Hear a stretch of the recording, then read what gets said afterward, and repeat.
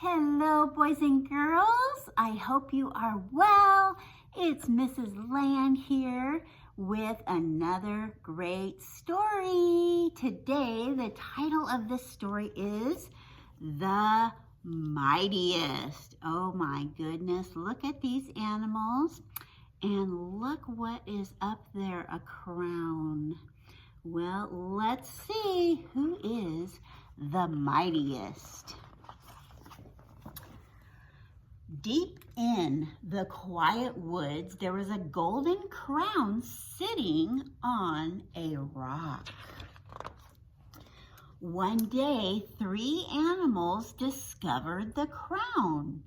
"Finders keepers," yelled the bear. "That's mine." "No way," said the elephant. "I saw it first." "Wait, guys," said the lion. "Something is written there on the rock. It says, 'For the mightiest.'" "Well then," said the lion, grabbing the crown, "this is obviously mine." "No, it's not," said the bear. "I'm the mightiest." "Step aside," said the elephant, "and give me the crown." On and on the animals argued. Suddenly, off in the distance, the lion saw a tiny old woman walking toward them. "Listen," he whispered, "let's settle this once and for all. Each of us will try to scare that old lady. Whoever scares her the most wins the crown." "Sounds fair," the others agreed. So they hid behind the bushes and waited anxiously for the tiny old woman to come near. When she finally reached the bushes, the lion jumped up. "Roar!" "Oh my!" cried the tiny old woman. "You scared the daylights out of me." Then the bear jumped up. "Grrr!" "Oh my!" cried the tiny old woman. "You scared the daylights out of me." Finally, it was the elephant's turn. He sucked in the air and "Baroo!" "Oh my!" cried the tiny old woman. "You scared the daylights out of me." There was no way of knowing who had scared the tiny old woman the most. "Well, my roar made her jump," boasted the lion.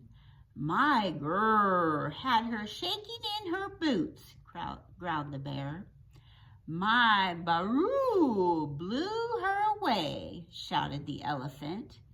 They were so busy arguing, they didn't notice that they had company.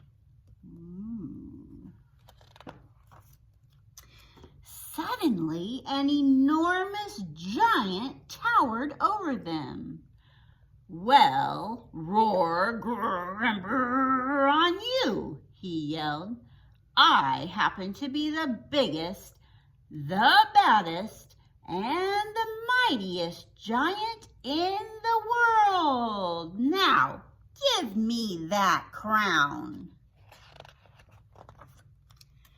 With the crown on his head, the giant scooped up the 3 animals.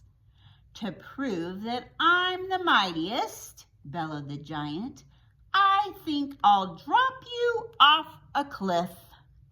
"Help! Someone help us!" wailed the animals.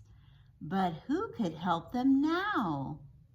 Well, just then, a high voice screeched, "George!" The giant jumped in the air, dropped the 3 animals, and fell to the ground. There, standing in front of the biggest, the baddest and the mightiest giant in the world was none other than the tiny old woman. She was scaring the daylights out of him. "George," she yelled, "how many times have I told you not to pick on poor, helpless creatures?" Lots of times, Mama," whimpered the giant.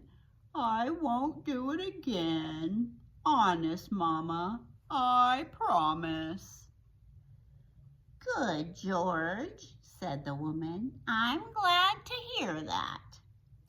The animals couldn't believe their eyes. They snatched the crown away from the giant and presented it to the tiny old woman. "Surely and positively," said the lion. "Without a doubt," said the bear. "This belongs to you, ma'am," said the elephant.